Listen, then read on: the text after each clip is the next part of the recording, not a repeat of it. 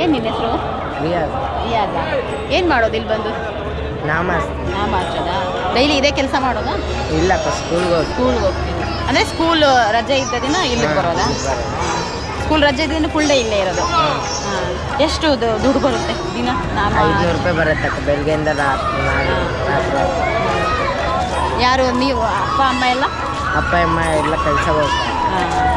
ನೀನು ರಜೆ ಇದ್ದೀನಿ ಇಲ್ಲಿಗೆ ಬರ್ತೀಯಾ? ಇವಾಗ ದುಡ್ಡು ನಿನಗೇನ ಖರ್ಚಿಗೆ ಅಪ್ಪ ಅಮ್ಮ ಕೊಡ್ತೀಯಾ? ಅಪ್ಪ ಅಮ್ಮ ಕೊಡ್ತೀಯಾ?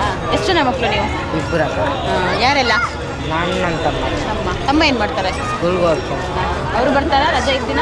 ಇಲ್ಲ, ಬರೋದಿಲ್ಲ. ಮನೆಯಾಗೆ ಎಕ್ಸಾಮ್.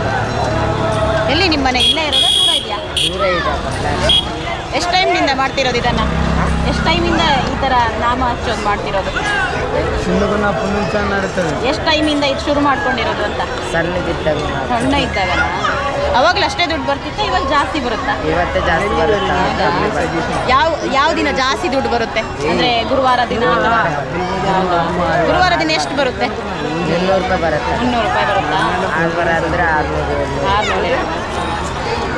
ಯಾವ ಸ್ಕೂಲ್ಗೆ ಹೋಗೋದು? ಇಲ್ಲೇನ ಹತ್ರನಾ? ಹತ್ರನೇ ಗೌರ್ಮೆಂಟ್ ಸ್ಕೂಲ್.